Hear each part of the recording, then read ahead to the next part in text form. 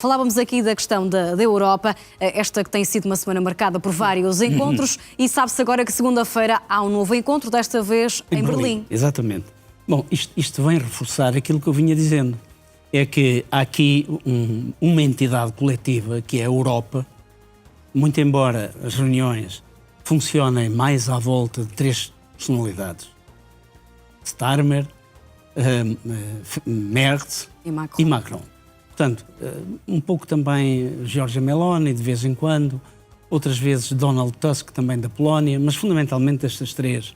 E não é por acaso que são estes três. São estes três porque correspondem aos países mais populosos e mais ricos da própria Europa. Não é? E, coincidentemente, dois deles são duas potências nucleares. A França é uma potência nuclear e o Reino Unido é uma potência nuclear. E depois, o outro país, o terceiro, não sendo uma potência nuclear, é a terceira maior economia do mundo, ou seja, no quadro europeu, é a maior economia do mundo, como nós sabemos, e estamos a falar da Alemanha. E são estes três países que funcionam como a locomotiva do resto da Europa. É evidente que... E os outros líderes não são consultados? São, com certeza que são consultados. As reuniões, muito embora não decorram presencialmente com todos eles, elas normalmente são levadas a efeito, disponibilizando o contacto através dos meios da internet. Portanto, todos eles são consultados, todos os europeus são consultados, são ouvidos e a sua opinião também é tida e achada em todo este processo. Portanto, a Europa, isto para dizer o quê? Muito embora a gente veja estas três personalidades fundamentalmente, mas estas três personalidades representam não apenas a União Europeia, mas a Europa como um todo. Em algumas situações estão também presentes quer Ursula von der Leyen, a Presidente da Comissão Europeia, e também o António Costa. São as duas personalidades mais importantes da própria União Europeia, e não me admiraria rigorosamente nada que também estivessem presentes na próxima segunda-feira em Berlim. Portanto, esta reunião é feita porque a Europa não desiste de ter uma palavra a dizer. E mais, este plano que a Ucrânia enviou, esta contraproposta, chamemos-lhe assim, do plano dos 20 pontos, que foi hoje enviada para o outro lado do Atlântico, designadamente para a Casa Branca, para Washington, teve naturalmente a participação destas entidades que eu acabei de referir. Portanto, não há, muito embora haja um plano que esteja a ser desenvolvido pela Europa e que naturalmente tem uma importância capital. Assim como esta reunião de segunda-feira, porque hoje é quarta-feira, esta contraproposta da Ucrânia com os inputs da Europa foi enviada para Washington, daqui até lá teremos certamente uma reação do outro lado do Atlântico. E então será oportuno, na segunda-feira, voltar a haver uma reunião para, digamos, voltar a olhar para aquilo que vem do outro lado do Atlântico, para a ideia de Donald Trump e da sua equipa, para depois continuar a trabalhar por forma a que se chegue a uma plataforma de entendimento comum.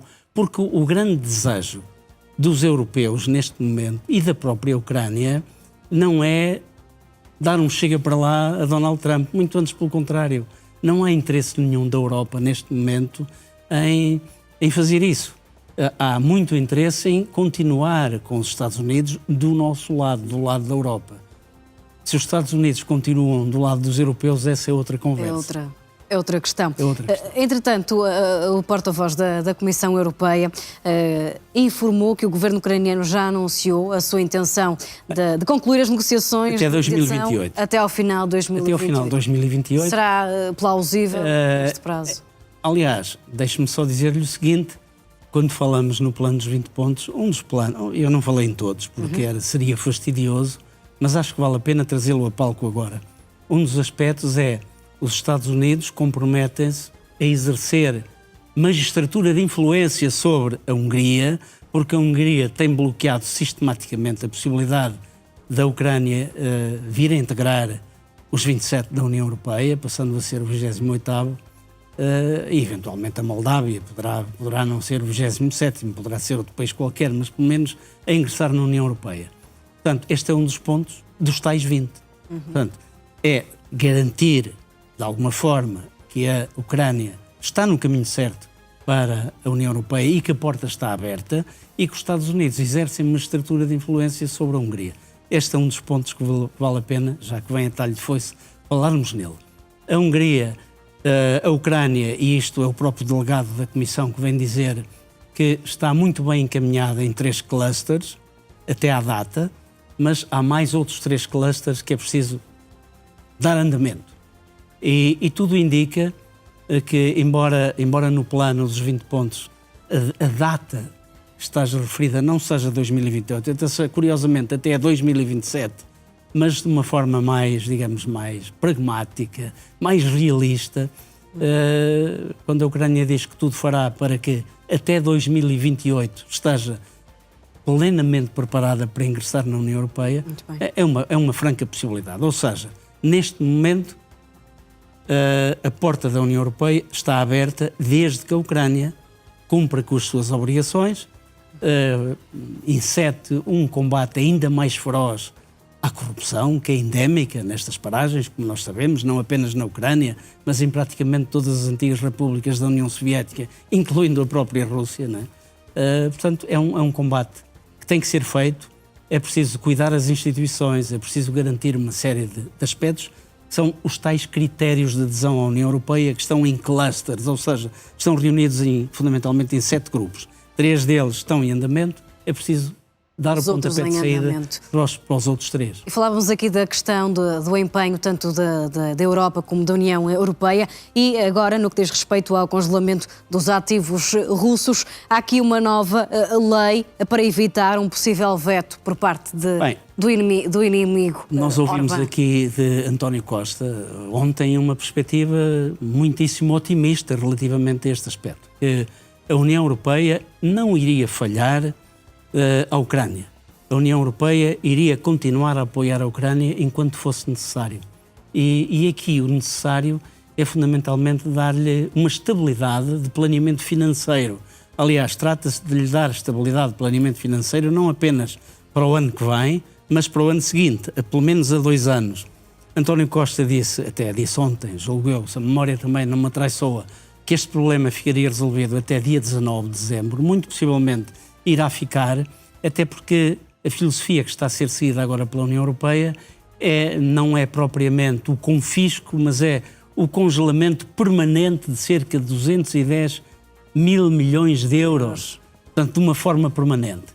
Portanto, evitando o confisco, de alguma maneira satisfazendo também os anseios ou aquilo que Donald Trump solicitou, que não houvesse confisco direto para não prejudicar, para não lançar aqui mais uma areia na engrenagem daquilo que pode ser um processo de paz com algum sucesso no futuro. Portanto, criou-se aqui uma forma diferente de conseguir. O que é que o confisco permanente permite o quê? Que este montante, estes 210 mil milhões de euros, estamos a falar de euros, não estamos a falar de dólares, sirvam de garantia aos empréstimos que vão ser efetuados. Portanto, em igual valor, para que a Ucrânia possa funcionar como um Estado viável e possa continuar a defender-se de forma eficaz contra a agressão russa. Vamos agora olhar para... E evitar, desta maneira, também que o próprio Orbán venha, mais uma vez, a vetar esta possibilidade. Aliás, está a ser estudada de uma forma... Vamos lá ver. Quando esta questão é considerada por a grande maioria dos europeus, dos países que pertencem à União Europeia, como sendo um problema do foro económico, a própria Comissão pode avocar, digamos, uma filosofia que permite, ou uma regra que faz parte do tratado, do próprio Tratado de Lisboa, Tratado da União Europeia, que aponta para que as decisões do foro económico sejam decididas não por unanimidade, mas sim por maioria. O que significa que o próprio voto contra da Hungria não vai ter aqui qualquer influência. Muito bem. Vamos agora olhar para aquilo que é a guerra no terreno e olhar para os ataques desta noite. Esta que foi, de facto, uma noite com muito poucos ataques. Estamos a falar de um universo total de 80 drones, 50 foram abatidos. 50 foram abatidos, sabemos que 29 conseguiram atingir os objetivos a que se destinavam. Estamos a falar de Shahed. Fundamentalmente Shahed e Guerrera também, não apenas Shahed.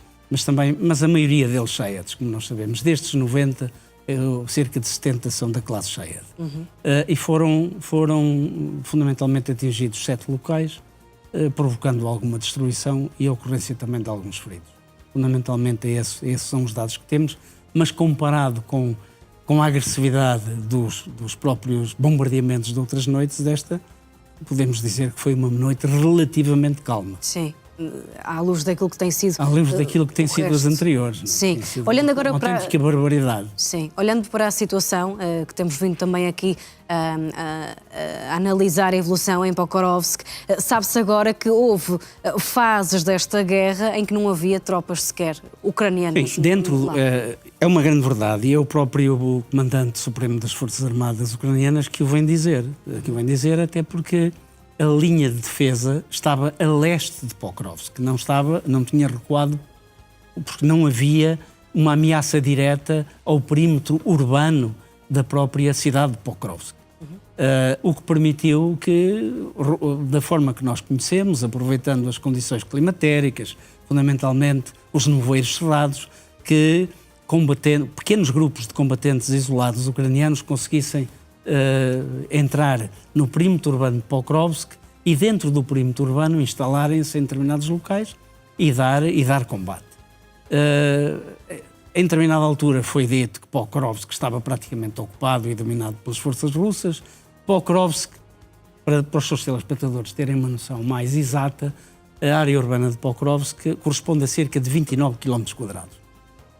Desses 29 km², neste momento, isto foi posto em marcha em 15 de novembro, através de uma ordem dada por o próprio Alexander Sirski, de reforçar esta zona e de expulsar os combatentes ucranianos do perímetro urbano de Pokrovsk. Neste momento, aquilo que podemos dizer, e é geolocalizado, é provado por localização geoespacial, dos 29 km², 13, principalmente a parte norte de Pokrovsk, já se encontra novamente nas mãos, controlado completamente pelas forças ucranianas. Os combates continuam em Pokrovsk, tentando libertar completamente a própria cidade.